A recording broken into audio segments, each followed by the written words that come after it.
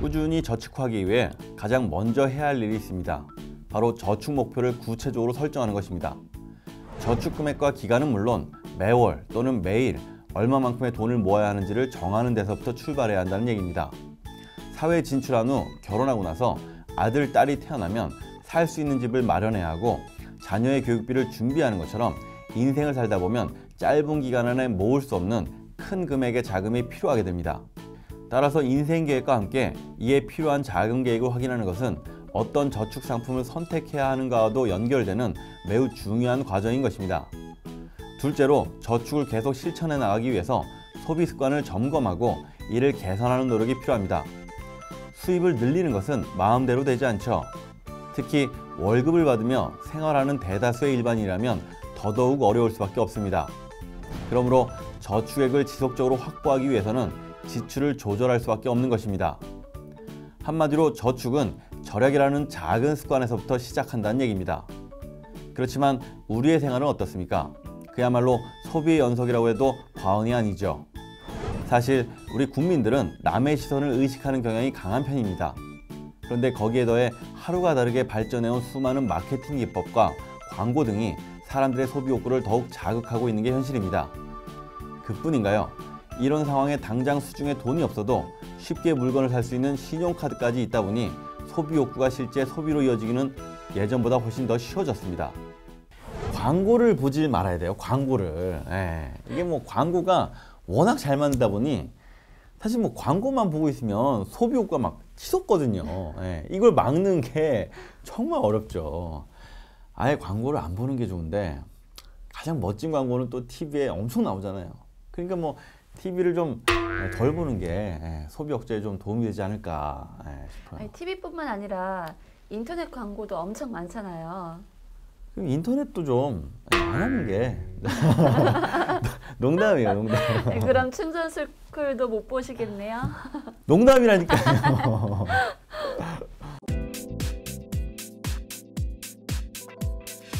따라서 소비 욕구가 남달리 강하다든지 소비 유혹에 유독 약한 사람이 있다면 저축을 꾸준히 하기 위해서 신용카드를 없애는 것도 하나의 방법이 될 수 있겠습니다.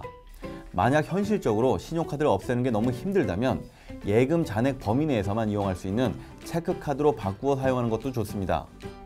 아니면 신용카드의 사용 한도를 하향 조정하거나 신용카드로 결제할 항목을 미리 정해놓는 등 자신만의 원칙을 세워서 이를 지켜나가는 방법도 좋겠습니다.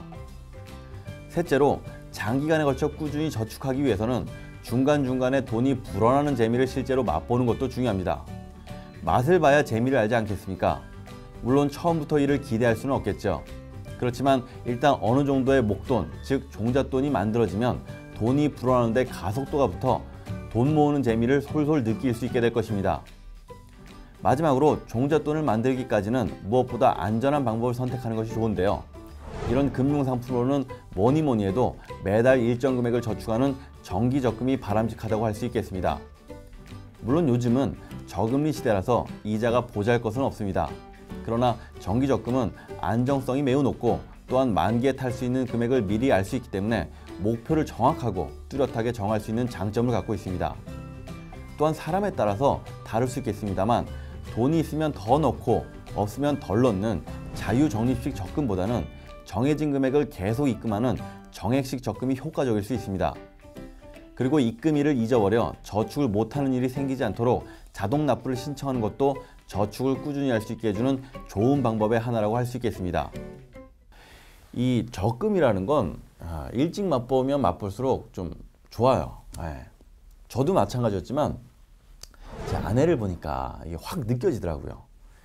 예전에 제 아내가 좀 젊다 보니까 이 돈이 어디로 들어오고 어디로 나가는지 아무것도 몰라요. 맞벌이 하다 보면 그냥 뭐 툭하면 옷 사고 뭐 툭하면 외식하고 그냥 돈이 항상 많이 났어요. 맨날 저보고 돈 좀 달라고. 이게 어느 날 보너스가 좀 들어와서 여유가 좀 생긴 거예요. 그래서 이걸 어떻게 할까 저한테 묻길래 좀 길게 보고 좀 일정 금액을 좀 여유가 생긴 지금부터 좀 적금을 부어라 이렇게 얘기를 했죠. 그래서 이제 그렇게 1년 동안 계속 이제 부은 거예요. 좀 나중에 보니까 꽤 목돈이 쌓이잖아요. 그때부터 이제 엄청 신나가지고 돈을 좀 모을 생각을 하더라고요. 뭔가 자신이 좀 대견해 보이기도 하고 미래가 좀 이렇게 낙관적으로 보이기도 하고 뭐 든든한 마음이 드는 거죠. 그래서 적금을 통해서 좀 일찍부터 맛을 보는 게 긴 인생 좀 자산 관리함에 있어서 매우 좀 좋은 방법이라고 저는 봐요. 아니 길게 적금할 필요 없이 쌤이 돈을 팍팍 벌어서 척척 갖다 드리면 되잖아요. 그렇군요. 놀라운 방법이 있었네요.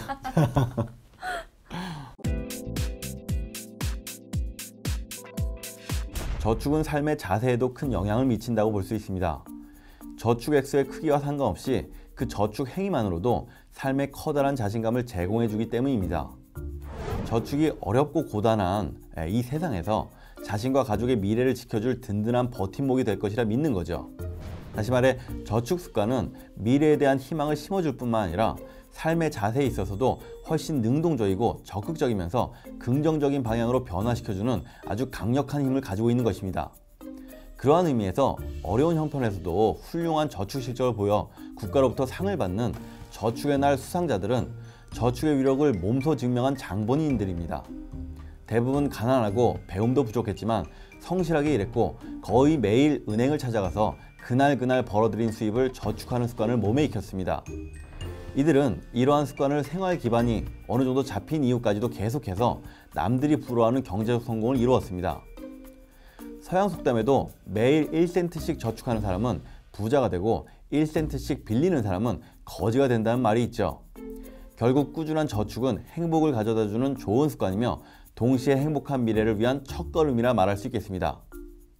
주위에 보면 매달 뭐 이렇게 좀 받는 급여에서 일정액을 좀 꼬박꼬박 이렇게 저축하는 친구하고 급여를 받자마자 카드값으로 그냥 횡 나가는 이런 친구들은 시간이 좀 흐르면 흐를수록 삶의 차이가 이렇게 좀 현격하게 좀 벌어져요. 저축하는 친구는 점점 좀 이렇게 탄탄하고 믿음이 가는 반면에 이 카드값이 막 이렇게 직행하는 친구들은 한마디로 좀 삶이 이렇게 좀 아슬아슬하다고 할까? 그렇게 또 느끼는 순간 꼭 전화가 와요. 돈 좀 있냐고. 그럼 꺼주세요. 저는 사실 꺼주지는 않아요. 뭐 그냥 줘요. 진짜요? 근데 이제 뭐 이게 다 주지는 않고요. 그냥 좀 이렇게 일정 금액. 그러니까 내가 이게 친구를 위해서 좀 해줄 수 있는 정도의 그런 돈. 그러니까 꺼달란 돈의 좀 일부분을 그냥 줘요. 전에는 제가 이제 몇 번 꺼줘 봤는데 이게 꺼주다 보니까 좀 우정이 약간 상하더라고요. 일단 갚질 못해요.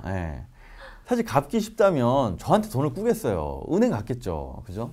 그러다 보니까 이제 자연히 좀 제가 돈이 필요할 때쯤 되면 약간은 좀 신경 쓰이더라고요. 그래서 이제 돈 갚으라 좀 하기도 좀 뭐하고 좀 왜 안 갚을까 이렇게 좀 생각해 보면 살짝 기분이 좀 상할 때도 있거든요.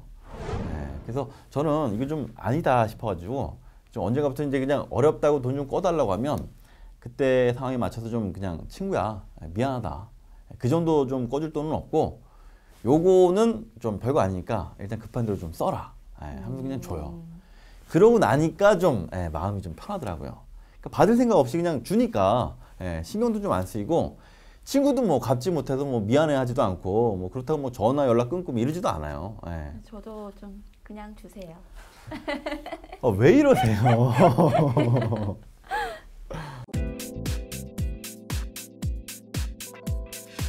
습관은 삶의 훌륭한 안내자다. 영국의 철학자 데이비드 휴미 한 말입니다.